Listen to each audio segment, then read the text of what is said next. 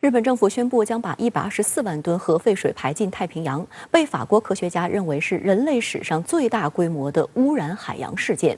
中国、俄罗斯、韩国、欧盟及311个环保团体均向日本表示坚决反对，但美国政府却大赞日本此举透明。克里在韩国还表示不宜介入，韩国怒了，宣布取消参加月底的美日韩外长会的计划，并准备向国际海洋法法庭上诉。日本排核废水事件还将引发什么蝴蝶效应？来看看分析。在结束中国的行程之后，美国总统气候问题特使克里前往韩国访问。据韩联社消息，韩国外交部长官郑义溶周六在首尔同到访的美国总统气候问题特使约翰·克里举行会谈，并共进晚餐，就两国合作应对全球气候变化等事宜交换了意见。郑义溶向美方转达了韩国政府和民众对日本决定将福岛核废水排海的忧虑，并呼吁美方就确保日本透明且迅速地向国际社会提供有关信息予以关注和配合。但克里拒绝插手此事。We think we have confidence in the ability of the IAEA and Japan and our relationship at this point, with the agency. We need to see how they progress and how they do.But we're not planning right now. We don't think it's appropriate for the United States to jump in to a process that's already underway. 韩媒指出，克里的表态可视为美方不反对日本排核废水入海。路透社评价说，在日本排放核污水问题上，韩美两国显然存在分歧。事实上，美国是唯一大张旗鼓支持日本排放核废水的国家。此前，美国国务卿布林肯甚至在推特账号上对日本的行为大加赞赏，赞扬日本排核废水的行为所谓透明。上周五，美总统拜登在华盛顿接待来访的日本首相菅义伟，双方的会谈、记者会以及联合声明中大肆炒作台湾、钓鱼岛、涉港、涉疆、南海等一系列涉华议题，却只字未提日本强行排放核废水问题。美方呢，实际上呢是已经做出了明确的背书可以说是支持日本当前这个政府的这个决定。那么对于这个日美关系来讲呢，目前核排放问题上，双方可以说已经达成了这个初步的一致。那么对于整个这个亚太地区相关国家来讲，那么推翻日本的相关决定，我想呢目前还是面临比较大的这个困难。韩国距离日本极近，韩国外交部召见日本驻韩大使表达抗议，又召开副部级会议商讨对策。韩国海洋水产部在上周举行的保护海洋环境的伦敦公约暨议定书科学组视频会议上，指责日本单方面决定将福岛核废水排入大海，对周边国家安全及海洋环境构成威胁的重大问题。韩国总统文在寅上周还指示各部门积极研讨，向国际海洋法法庭申请临时措施或提起申诉，要求在国际海洋法法庭作出最终判决前，暂时禁止日本将核废水排入大海。日本每日新闻报道称，多名日本政府相关人士透露，原本打算安排在4月下旬于美国华盛顿举行的日本、美国和韩国外长会议将暂不举行。日方一意孤行，决定向海洋排放福岛核电站的核污水，日韩关系改善的机遇已经丧失。值得指出的是，这场美日韩外长会由美国发起，意在制造日韩外长见面的机会，以将美日和美韩两个双边同盟撮合为美日韩3国同盟。事实上，韩国新任外长履职以来，从未与日本外相联系。美联社评论称，在特朗普政府时期，美日韩3方的合作已经减少，美国的2个亚洲盟友在历史、贸易和军事问题上都存在不和。尽管韩国总统文在寅上月曾释放出改善日韩关系的信号，但现在由于日本决定将核污水排放入海，两国关系出现了新的紧张。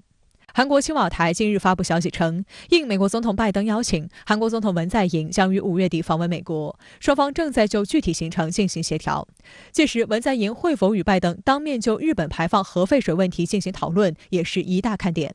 相对来讲，韩国在跟美国在这个讨价还价方面，在展开这个地缘这个战略的博弈方面，还是相对处于弱势的。事实上，我们回顾起来，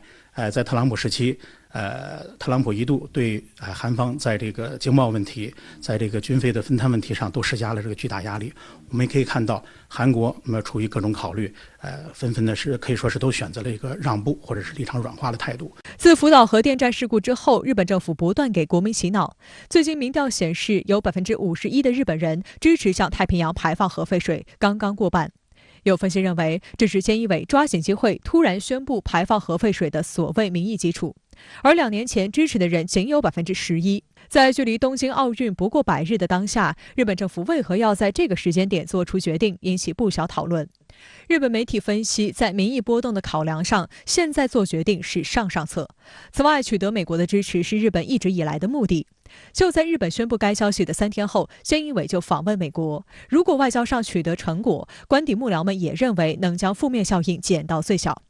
首相官邸幕僚对朝日新闻坦言，就时间点来说，已经无法拖延，只能现在做了。菅义伟在访美之前，在访美前后这个节点，做出相关决定，也有他自己个人的考虑，尤其是他个人以及他所代表的日本的一些利益集团的考虑。我们知道，在秋天的时候呢，日本众议院要举行这个选举，菅义伟本人他的支持率目前来讲呢并不高仅仅有40%多。那么他也希望能够通过这个相关的政策措施，争取日本国内的其他的相关的利益集团的支持，特别是电力集团钢铁集团等等一些集团的支持。相关话题来连线特约评论员吴卫。吴先生您好。美国总统气候问题特使克里近期在访问韩国时表示，美国不宜介入日本核废水排海进程。您对此如何评价呢？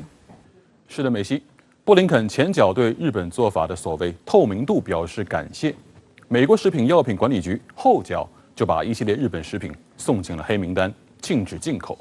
所以，美国政府究竟是支持还是不支持日本政府的粗暴排放做法呢？老国务卿克里给出了一句外交辞令，他说不宜介入。我给大家翻译一下：支持不是，不支持也不是，这个坑美国干脆绕开好了。实际上，在这个事情上，世界再一次目睹了美式双标的叹为观止。它的不要脸程度就在于事情的性质本身不重要，只考虑立场该怎么站。RT 电视台这几天的一组报道他讲得挺好。他说，美国一边严苛要求中国减排，一边却支持日本排放核废水，地球母亲听了想打人呢。所以，到底是什么在左右美国政府的准绳呢？在我看来，是狭隘的政治利益考量。这个甚至不能称之为美国利益，因为同样作为太平洋沿岸国家，美国当然也是日本排污的受害者呀。所以，这个政治利益可能就仅局限于一个小圈子，我愿意称之为执政者政治利益。一个有趣的细节是，布林肯在推特上的那一番大家赞扬，恰恰发在日本内阁总理大臣菅义伟访问美国前夕。更气人的是，菅义伟与拜登的白宫汉堡会晤对福岛核废水一事避而不谈，在会后的联合声明中也只字未提福岛2字。我想大家应该跟我一样嗅到了幕后交易的味道。回到克里这句不宜介入，我还想替他补充一下，美国之所以不宜介入，是因为美国才是这个地球上对海洋排放最不节制的国家。前不久我看到一份材料，美国陆军方面曾经亲口承认，他们一度累计向海里秘密排放了6400万磅，约合29000吨的神经毒气，40多万发的生化弹药、地雷、火箭弹等等。他的做法解密了，但是排放的地点却仍然没有公开。那么我要反问一句，应该不会在美国自己的家门口吧？在我看来，美国才是最没有资格去支持或是赞扬日本的国家。另一方面呢，一些西方国家也渐渐加入到谴责日本政府粗暴排放的行列中。原定于4月下旬举行的美日韩外长会，甚至因此黄了。吴先生，您对此如何看呢？这场美日韩外长3方会谈原本想得挺美，在华盛顿，布林肯以和事佬的姿态，让关系持续紧张的日韩两国能够握手言和，但是现在被搅黄了，怪不得别人。我非常能够理解韩国方面的愤怒。一个生态安全与环境保护问题被日本、美国一顿操作搞成了政治问题。美国拜登政府甚至不惜以所谓国格担保赞扬日本的透明度，坚信所谓日本方面能够做好。美日动用政治能量为福岛排核涂脂抹粉，那就别怪韩国在政治上不买账了。至于一众西方国家渐渐加入这个谴责行列，我想这里面毕竟存在一个国际公理与民众呼声的压倒性优势。在这个事情上陷入沉默的国家与地区，甚至是那些将环保主义挂在嘴边的 NGO 与环保网红，都挺可疑的。说1000道10000，我们到底在反对什么？我以为是反对日本方面以所谓专业、严谨、科学的国家人设去给一个未经国际监督核查、一个过程缺乏透明度，甚至存在人为隐瞒的、具有严重技术漏洞的核污水排放行为进行包装。客观来讲，在地震海啸的滔天巨浪冲击福岛核电站的那一刻，确实是天灾。但在那之后的一系列抢险救灾行动，就是一个接着一个的人祸现场了。全世界看到了东京电力公司的拉胯，看到了日本政府与地方之间的来回拉锯，看到了日本自卫队并没有将人民群众的生命财产安全置于首要位置。我们希望日本方面能够实事求是。福岛排污事件某种程度上已经成为日本国家形象的全球面试，是以一种公开透明、对人类、对历史负责的态度进行审慎处置，还是以一种遮遮掩掩、语焉不详、拉美国进行泛政治化操作的方式一排了之，那就要看日本政府的责任与担当了。好的，也谢谢吴先生跟我们共同在线分享您的观点，谢谢。